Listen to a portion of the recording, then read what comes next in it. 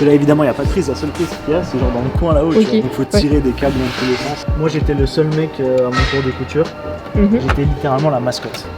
Mais là ce que je vais regretter c'est à imprimer les 140 produits là ça va aller, tu vois. Enfin, non ça va quand même être chaud. D'étiqueter les 140 produits je vais me tirer une balle.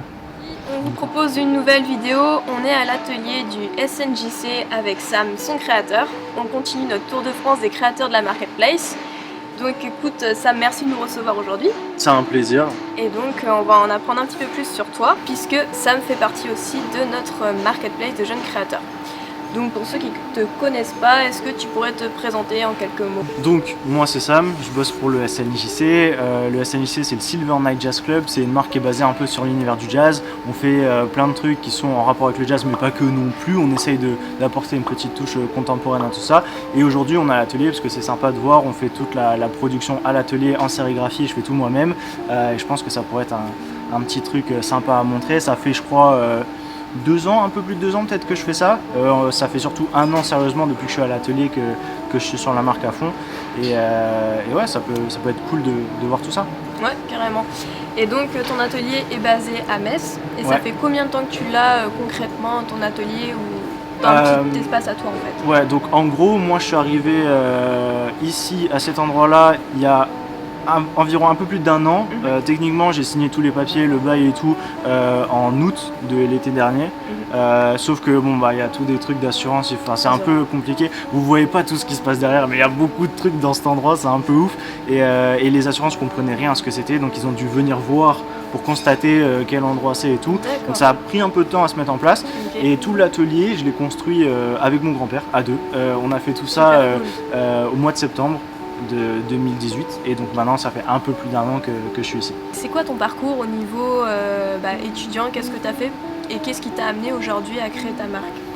Moi de base j'ai commencé en faisant des études en design graphique, donc j'ai fait 1 année, alors maintenant on m'envoie plein de messages par rapport à mes études, genre comment est-ce que je fais pour faire pareil et tout. Mes études n'existent plus, mais moi à l'époque il y avait une première année, c'était une mise à niveau en art appliqué, donc en gros on te faisait toucher à tous les domaines du design, donc design de mode, design de produits, architecture, enfin plein de petits trucs comme ça, et dans ces différents domaines tu allais choisir le tien. Moi ce qui me faisait kiffer à l'époque c'était le design graphique, donc j'ai fait un BTS design graphique que je n'ai pas fini, je suis sans diplôme, mais c'est là où j'ai commencé vraiment à m'aventurer dans l'univers du design. C'est là où j'ai fait mes premiers pas en sérigraphie aussi à l'époque.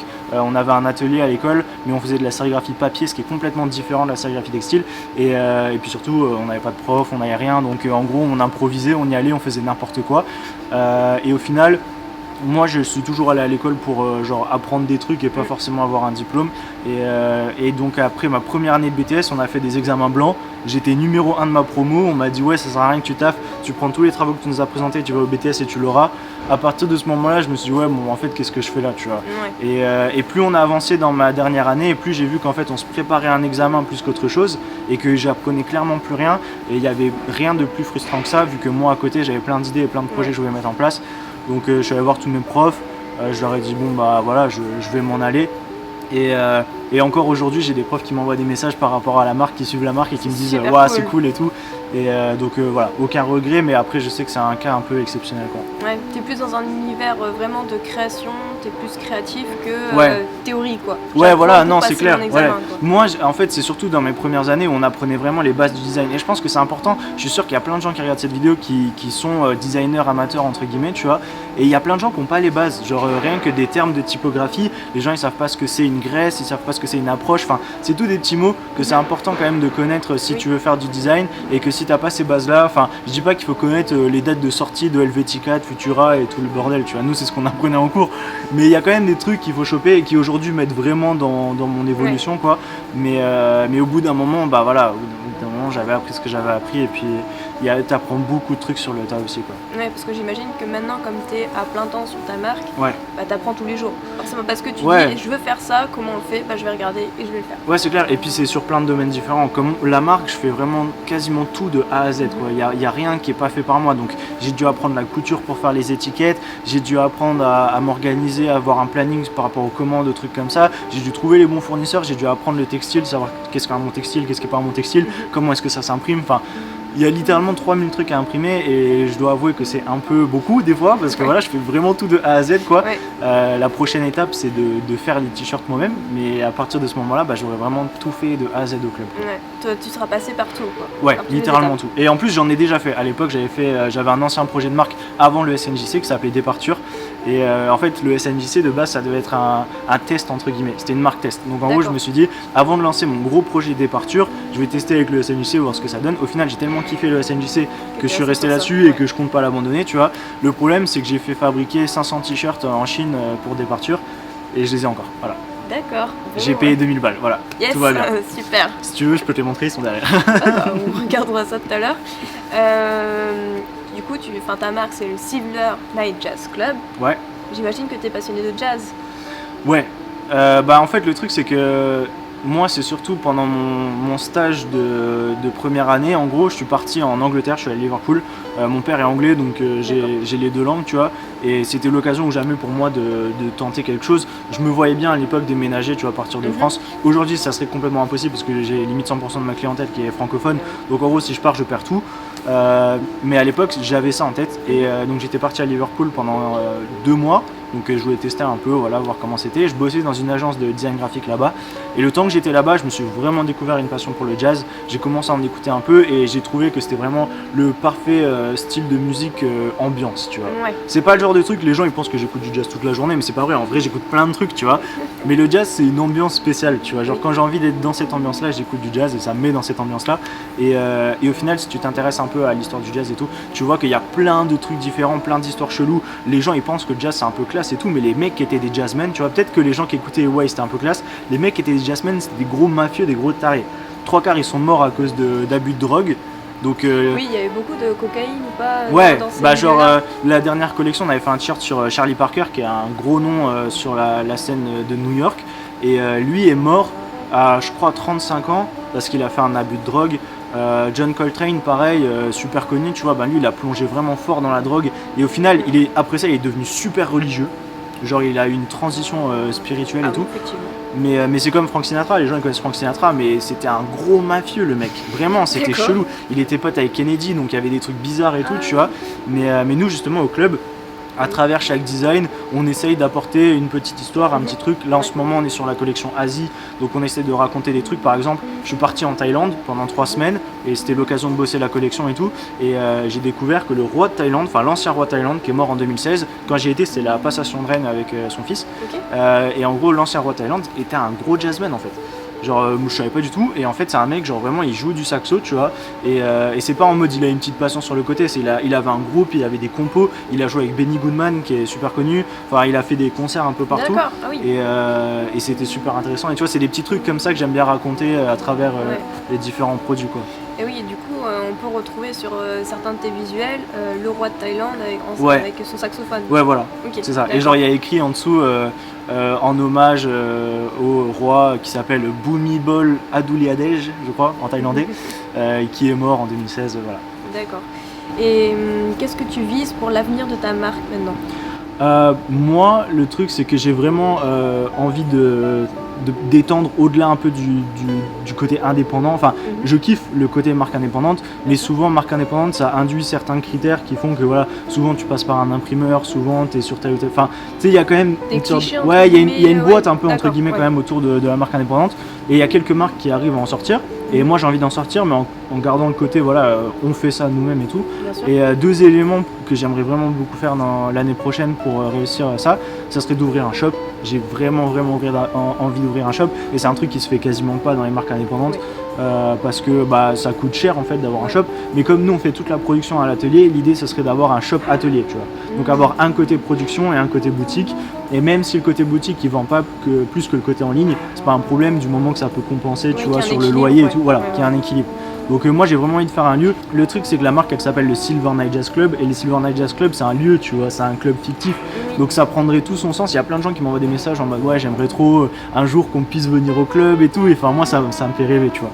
Donc j'ai vraiment envie d'avoir un shop où les gens ils puissent venir, mater la production, choper un vinyle, écouter un vinyle, enfin tout un truc, tu vois. Des petites soirées jazz aussi. Ouais, voilà. Mais après, bon, il faut que la marque évolue encore Bien sûr. un petit peu. Et après, la deuxième étape, le gros truc que j'ai envie de faire, c'est passer sur, d'un point de vue textile. Le textile, c'est le dernier truc qu'on fait pas au club. Tout le reste est fait. Le packaging, c'est nous qui le faisons. L'impression, c'est nous qui le faisons. Enfin, tout est fait par nous. Le dernier truc qui manque, c'est le textile. Le textile, on passe par un fournisseur comme 90% des marques. Mais j'aimerais beaucoup, alors soit faire une production en Europe, au Portugal ou un truc comme ça, ou soit carrément un jour, je pense, bon là c'est un peu plus loin, faire la production en atelier carrément, genre moi avec une petite équipe et on fait la couture de chaque t-shirt, de chaque suite, ouais. et avoir, en fait ce que je voudrais faire c'est avoir une gamme de basiques, avoir genre 5 coloris de t-shirt, 5 coloris de long sleeve, 5 coloris de hoodie, et à la limite peut-être un jogger ou un short, et sur ces classiques là on imprime comme on le fait aujourd'hui, mais avoir notre propre gamme de classiques à nous, quoi. Ça c'est le rêve ultime, quoi. Ah là, bah après c'est quand même faisable entre guillemets, j'ai quand même déjà commencé quelques petites démarches pour voir avoir des prix, des trucs comme ça. C'est faisable, mais après pour réussir à faire ça, je pense qu'il faut avoir une sorte d'assurance dans le sens où tu te dis je suis sûr de sold out, tu vois. Si t'es pas sûr de sold out, ça devient un peu compliqué. Après, ce qui est cool, c'est que si jamais, comme je fais des classiques qui sont pas imprimés rien, c'est genre si je fais 500 t-shirts noirs, bon 500 c'est beaucoup, mais si je fais 500 t-shirts noirs, je peux les garder pendant 2 ans si je veux. Genre c'est pas des produits qui sont perdus. S'ils sont imprimés, là ils sont un peu perdus parce qu'il faut vendre le truc imprimé. Mais si c'est une gamme de basiques avec différents coloris, je peux les choper pour telle ou telle collection et les utiliser comme ça, Ouais, tu je vois. vois, totalement. Tu fais partie de la marketplace, Ouais. tu as été un des premiers créateurs à nous rejoindre. Enfin, Ouais, je me suis glissé pendant la campagne Ulule, ouais. Et qu'en fait, qu'est-ce qui t'a donné envie de nous rejoindre alors que le projet n'était même pas fait, qu'on menait une campagne Ulule?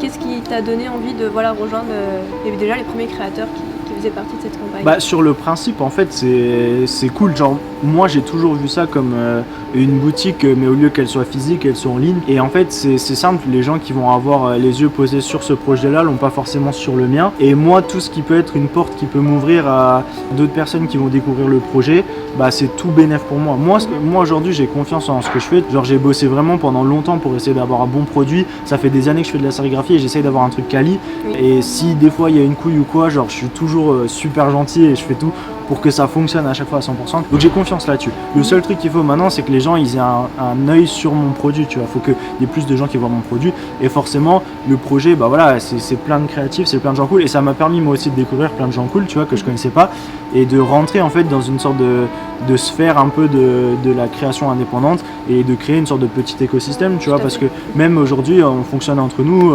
voilà, il y a des marques qui vont faire imprimer chez d'autres et tout, enfin tu sais, une sorte de cohésion comme ça qui s'est créée.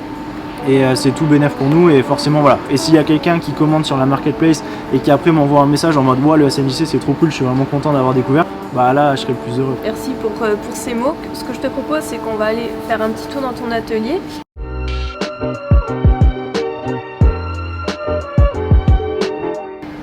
Est-ce que c'est la bonne couleur?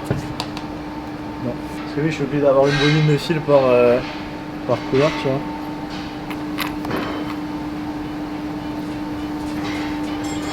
Ça m'a l'air pas mal du tout ça. Moi j'étais le seul mec à mon cours de couture. J'étais littéralement la mascotte. Et la meuf qui faisait le cours, elle me kiffait trop. À chaque fois ma mère, des fois elle passe au magasin, elle dit il est où ça, pourquoi il vient plus? Sur leur page Facebook il y a toujours des photos de moi avec les derniers trucs que j'avais fait. Mais bon en même temps ça m'a servi. En vrai pour coudre les étiquettes il n'y a pas besoin littéralement d'avoir des cours de couture. Mais genre quand j'ai fait les tote bags et les sacoches et tout ça, tu vois, là c'est déjà plus utile. Mais là ce que je vais regretter c'est à imprimer les 140 produits là, ça va aller, tu vois. Enfin, non, ça va quand même être chaud. D'étiqueter les 140 produits, je vais me tirer une balle. Littéralement.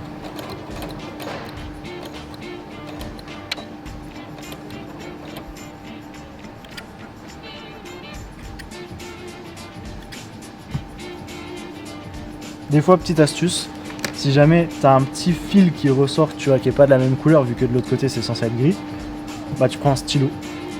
Parce que c'est de l'encre et ça marche. Vraiment, les gens ils me prennent pour un con à chaque fois que je fais ça, mais c'est une vraie technique.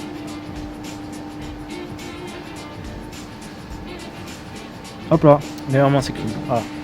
Le cadre, une fois qu'il est mis, on l'aligne sur la presse. On check avec sa Jeannette. Si tu regardes, il y a des tracés sur la Jeannette vite fait pour le centrer correctement. Une fois que ça paraît bon, on y va.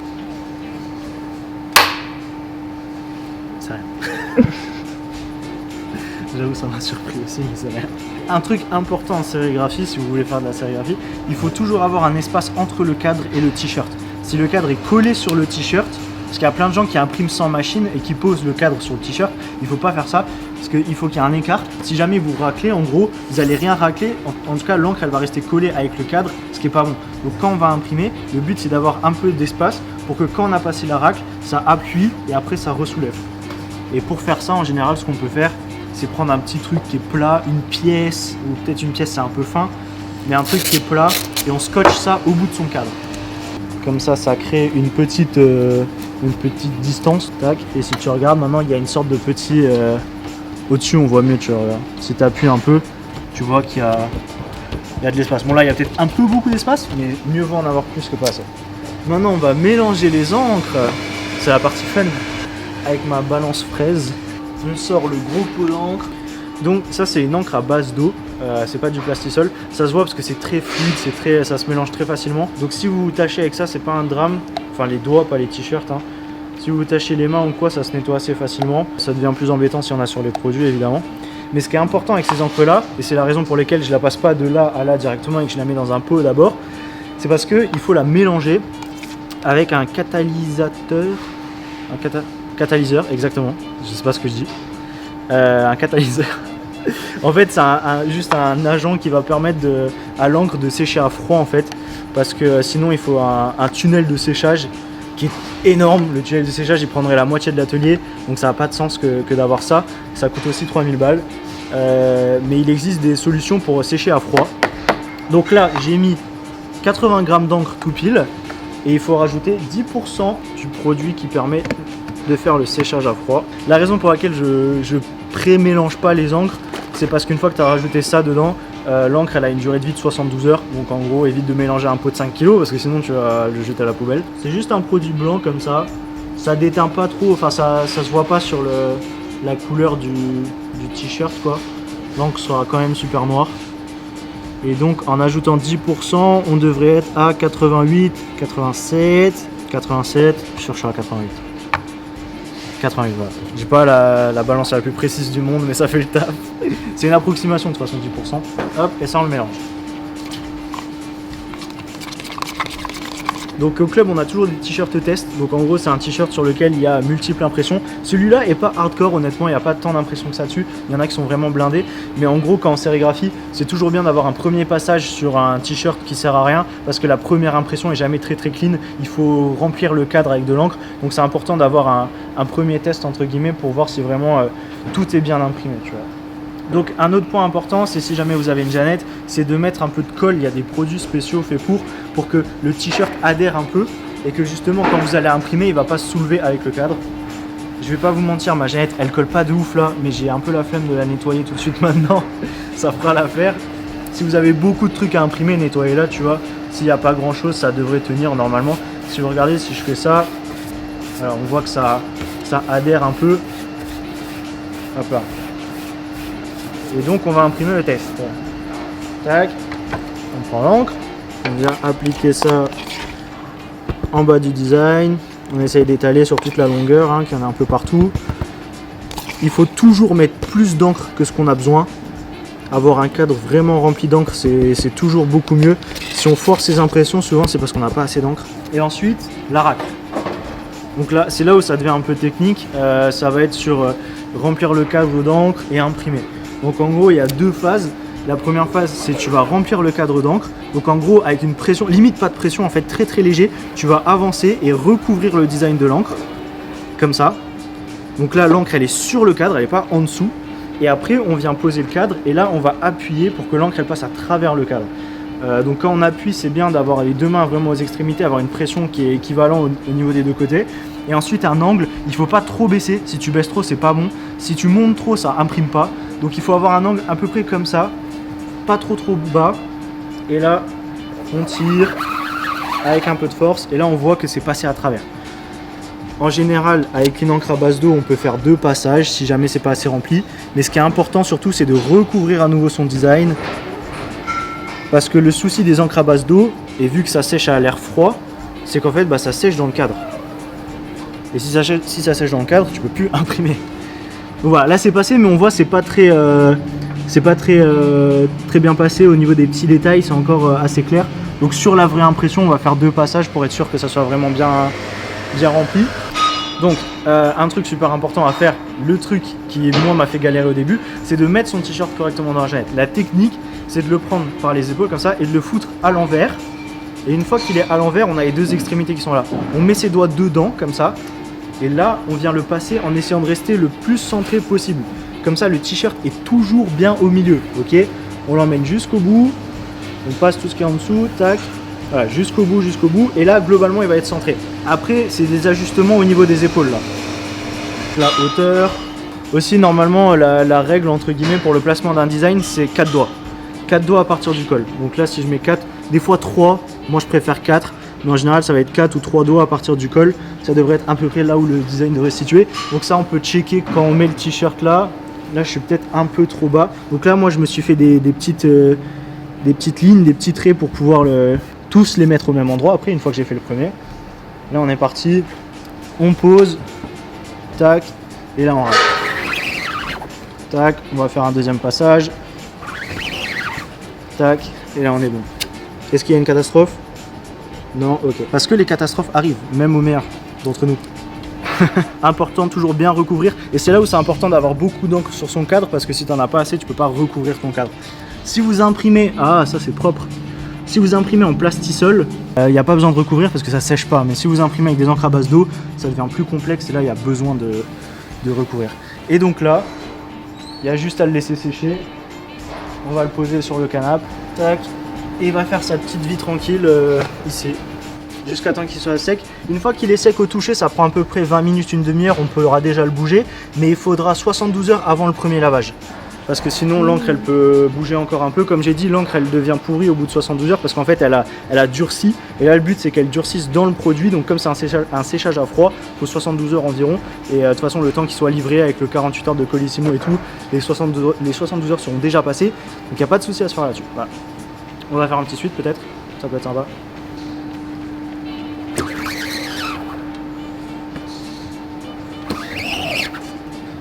Hop là. Et donc là, comme on va arrêter là l'impression, on remplit pas à nouveau le cadre. Tu vois, je te dis, le placement est très juste sur un suite là. Et quand c'est un S, il faut vraiment que ça soit tout pile dessus, sinon c'est un peu compliqué. Mais bon, très noir, très propre, parfait, on aime. On va enlever ça. Alors c'est compliqué les suites parce qu'il y a toujours une petite bande élastique à virer. Donc d'ailleurs si tu peux me filer un coup de main en vrai à la tirer parce que c'est toujours un peu la galère. Voilà, merci. Tac. Faut faire vraiment attention à ce que le design ne touche pas. On se prenne pas un cadre et que le design ne touche pas le reste du produit. Parce que c'est là où ça devient une catastrophe. Donc on le pose délicatement. Voilà.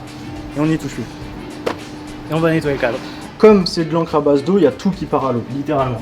Et ça part très bien, vous allez voir. Un peu d'eau, une éponge. Et voilà, c'est fabuleux. Bon, il y a tout qui est sur l'éponge, après il faut nettoyer l'éponge, mais au moins ça se nettoie très bien. Comparé au plastisol qui est vraiment chiant à nettoyer, qui sent pas très bon. Pareil sur le cadre, ça part. Voilà. Il n'y a même pas besoin de produits. Ils vendent des produits pour nettoyer les cadres, tu vois, pour nettoyer l'encre là, un produit spécial. Ça sert à que dalle. Donc en vrai, c'est ça qui va être marrant avec le Black Friday. C'est que j'ai plein de commandes, mais en plus c'est pas le même design, tu vois, c'est plein. Les gens ils ont acheté tous les designs. Donc en gros je vais passer tout mon temps à nettoyer les cadres. Et ça va être la grosse ambiance. Après je vais pas me plaindre, mais ça va être la grosse ambiance. Et voilà, il est propre, il reste plus qu'à le sécher. On va le plier, on va l'emballer. J'ai mon petit truc pour plier qui est fantastique. Tac.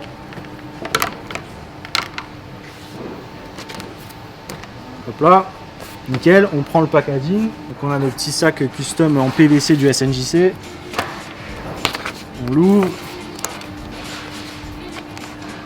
Magnifique. Avec les colis, on envoie donc le t-shirt forcément dans le petit packaging. On envoie toujours une petite carte avec des petites instructions de lavage, genre laver à 40, mettez à l'envers, enfin tout le bazar quoi. Et une fois qu'on a mis tout ça, on rajoute toujours un petit goodies. Donc voilà, on a plein de petits porte-clés comme ça qu'on a fait nous-mêmes, découpés en PMMA sur une découpeuse laser avec les petits trucs. On a un sac littéralement rempli, hein. On en a plein dedans. Voilà, on a tout ça. Là il faut juste, il y a un film plastique derrière enlevé, mais... Et puis après on a tous les petits machins. Et quand on aura plus de porte-clés gratos à envoyer, on a acheté une machine à badge carrément et qui permet de faire des badges super stylés. On va faire des badges custom SNJC. On a fait un premier test pour imprimer des mailers carrément nous-mêmes. C'est des mailers de plastique recyclé qui sont aussi recyclables, c'est important. On a essayé de les imprimer, mais je pense qu'on a chopé le bon truc maintenant pour les faire, donc on va pouvoir en imprimer des custom nous-mêmes. Si on met le paquet dedans, ça fait vraiment cool, je vais vous montrer. Tac.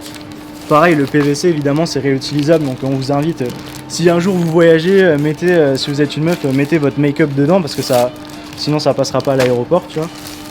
Ça peut toujours servir. Un mailer super stylé, prêt à partir à son client. Et c'est cool. La partie interview, est-ce que peut-être que tu reçois de nombreux messages de jeunes qui veulent lancer leur marque de vêtements, qui veulent faire imprimer chez toi ou autre? Je termine toujours par ça avec les créateurs. Est-ce que tu aurais des conseils à leur donner? Conseil numéro 1, ne faites pas ce que j'ai fait. N'achetez pas 500 t-shirts alors que vous n'avez pas de marque. Ça n'a aucun sens, ne le faites pas. Je regrette encore aujourd'hui. Mais non, après, on commence à évoluer de plus en plus dans le sens où il y a beaucoup de marques qui commencent à se créer en ce moment. C'est le moment de le faire ou jamais. Il y a un moment où ça sera trop tard. C'était pareil, moi j'ai fait des vidéos sur YouTube à l'époque et tout. C'était la même chose où genre si tu avais fait des vidéos en 2012, en 2013, tu étais quasiment sûr de taper des vues. Aujourd'hui, c'est galère, tu vois. Donc il va y arriver un stade où ça sera un peu compliqué de réussir à se faire une place. Donc c'est sans doute le moment ou jamais de le faire. Et après, le faites pas parce que c'est un phénomène de mode. Le truc c'est que si vraiment vous avez envie de créer une marque et de vous investir dedans, il faut le faire parce que vous avez envie de faire ça. Il faut voir le t-shirt comme un médium, un moyen de communiquer, tu vois, et un moyen de balancer ses designs tout simplement. Donc faites-le si ça vous fait vraiment kiffer, si ça vous fait kiffer, faites-le maintenant. Et puis après, ouais, il y a tellement de petits conseils à choper à droite à gauche, mais c'est toujours des trucs qu'on apprend sur le tas, qu'on va apprendre au fur et à mesure. Donc vous faites pas de soucis là-dessus, essayez de viser un minimum au début pour pas investir trop d'argent non plus. Et puis moi au début j'imprimais pas mes propres produits, c'était un mec qui imprimait pour moi et ça s'est pas super méga bien passé, donc je me suis dit bah je vais apprendre, tu vois, et puis au final j'ai appris et maintenant je le fais moi-même.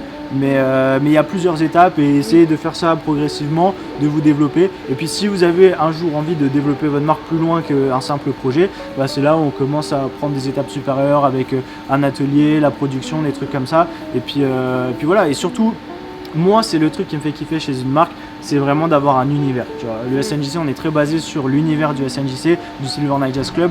Donc si vous arrivez à avoir un produit cool avec un univers cool et que vous arrivez à le partager à des gens, bah c'est tout de neuf. Ouais, carrément. Bah écoute, merci pour cette riche interview, j'espère que ça aura peut-être aidé certains. Et merci pour ces conseils, merci pour eux surtout. Pas de soucis. Et n'hésitez pas bien sûr à aller checker SNJC voilà. Sur la marketplace, il a son site perso, tout un univers, c'est assez incroyable. Puis on vous dit à très bientôt pour une prochaine vidéo.